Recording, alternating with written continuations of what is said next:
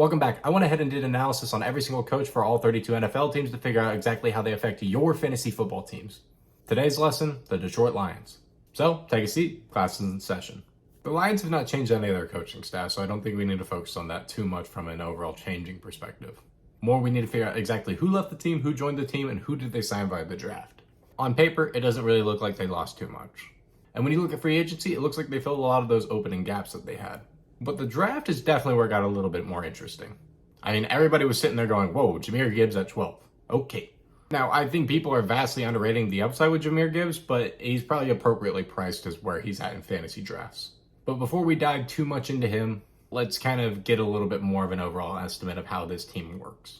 So this is a more tight end heavy kind of coaching staff, in which that is both Dan Campbell and Ben Johnson's specialty.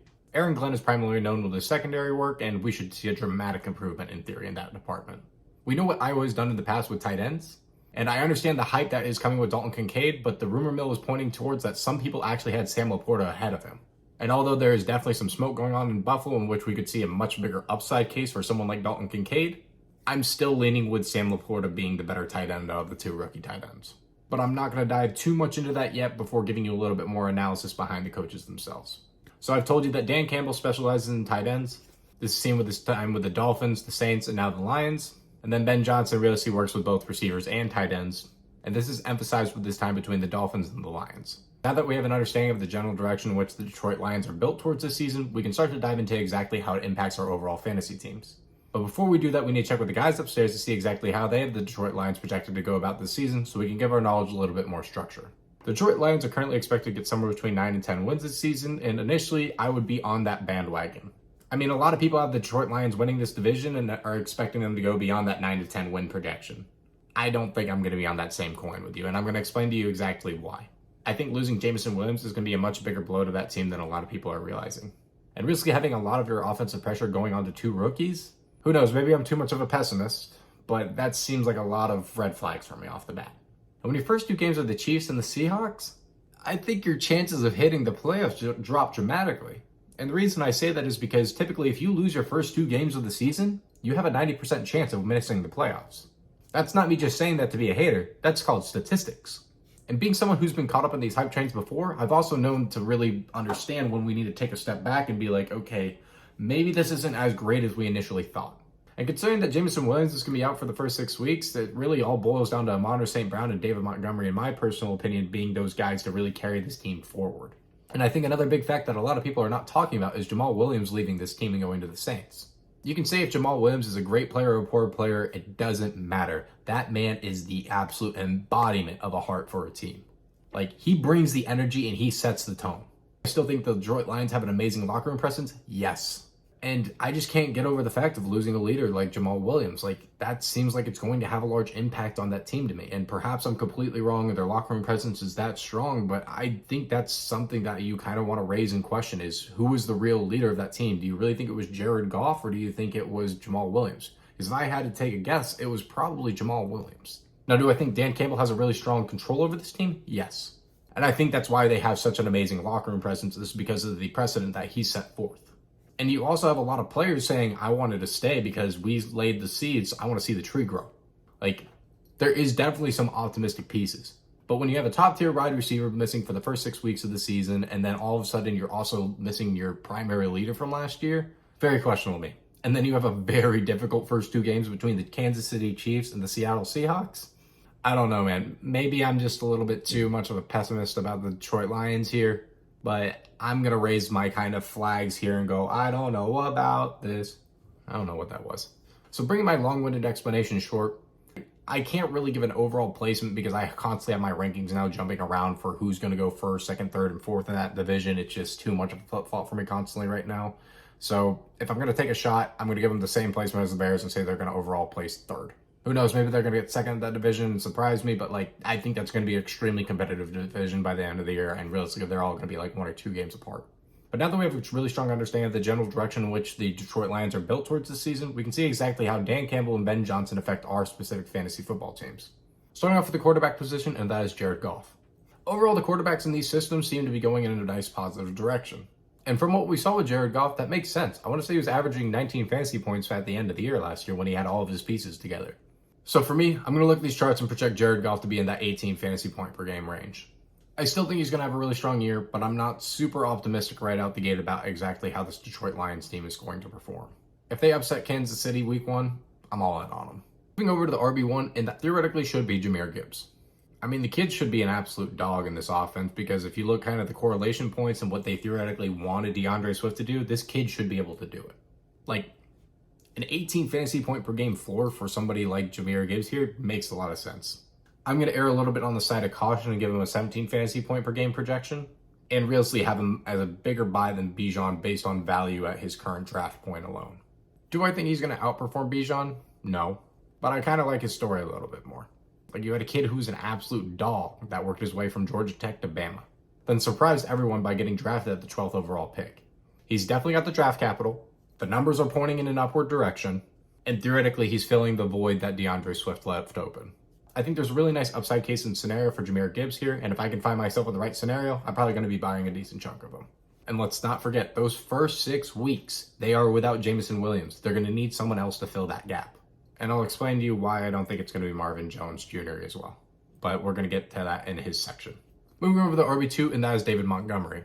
This has typically been a committee-based field, and that's what we saw with Jamal Williams. But I do think we're going to see an overall step back here. And the reason I say we're going to see a step back more than anything is because of the draft capital that was put into Jahmyr Gibbs. You don't make a splash like that in the water to have no attention drawn towards it, right?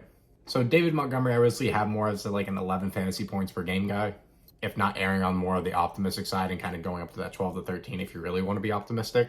But I don't think he's going to be the lead back in this field based on what we've seen from a coaching standpoint and the emphasis in which they want to get Jahmyr Gibbs involved. And honestly, this might be a better situation than Bijan's potentially. And the only reason I say that is based off of quarterback play. Like, who would you rather have starting for your team? Desmond Ridder or Jared Goff? I'm going to lean towards Jared Goff.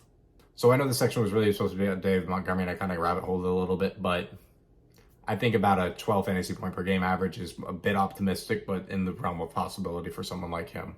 Moving over to the wide receiver 1, and somebody that we all can be super optimistic about, and that is Amon-Ra St. Brown, especially for those first 6 weeks. And if you're in a redraft format where you can really trade him away after 6 weeks and get some really nice value for him, makes sense to me. Would I personally do that this year? I'm not entirely sure because I think Amon-Ra St. Brown could end up actually being like a top 5 fantasy wide receiver this year based on overall production alone. I want to say he potentially led the league in targets if you adjusted it or whatever. I'm not entirely sure. Not going to digress into that too much, but I want to say there's some sort of stat like that out there. But he is very interesting to me, and we can see that based on the trends here as well because we're seeing an overall uptrend for somebody like him, and it makes a lot of sense. We've seen what he can do. I know there's a lot of hype around Jalen Waddle and Tyreek Hill and what they can do yards after catch.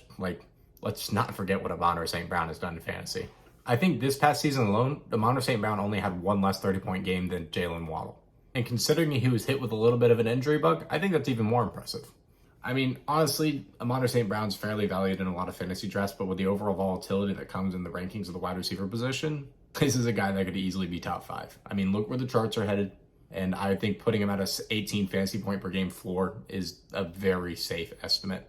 He's going to demand targets, and that's going to lead you to winning your leagues and theoretically investing in yourself and making a lot of money.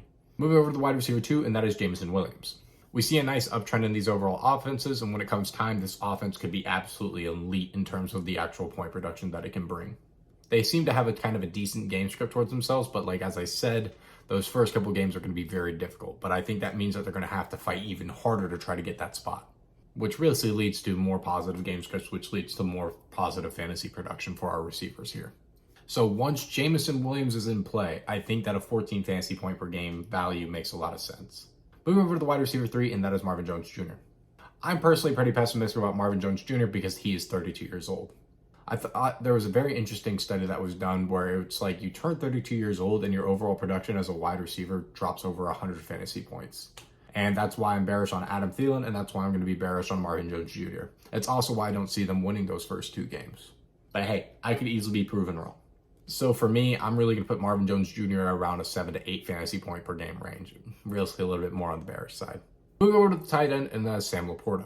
The depth chart currently points towards it being Brock Wright, but from my understanding, it looks like it's going to be Sam Laporta. In theory, he should be averaging around 11 fantasy points per game, which is very optimistic when you're looking at rookie tight ends. This is just kind of the overall uptrend that I'm seeing in the general direction of which I believe that he's going to be heading. I would produce his top tier tight ends. And something that you should be obsessed about with tight ends is their overall speed. Speed is the name of the game when it comes to tight ends and finding top tier talents. And guess what he ran? He ran a 4.5 940. As I mentioned earlier, the rumor mill is that Dalton Kincaid was actually lower than Sam Laporta on some draft boards. And I think from a fantasy perspective and the overall opportunity that we see here, it's going to make a lot of sense. Sam Laporta is going super late in fantasy drafts and probably somebody that I'm going to be buying a decent chunk into when he IPOs on Prediction Strike. But I think something that we also do need to remember is that rookie tight ends do not typically pan out well. But if I had to take a shot on any of them this year, it would be Sam Laporta. So overall, there's actually a lot of pieces that you can be super optimistic about on this Detroit Lions team, and then some that I think are a little bit adequately priced and some that might be a little bit high. As I mentioned in previous videos, I'm not someone that's very optimistic about drafting wide receiver 2s over wide receiver 1s, even in like a basketball type of format. I just think the law of averages points more towards your favor of getting a true wide receiver 1 than it is going with a wide receiver 2. But hey, I could easily be wrong on that. But when you're investing on Prediction Strike, if you know your stuff, you're making money. So if there's a sleeper that I got to tell you to buy in this video, it is going to be Sam Laporta.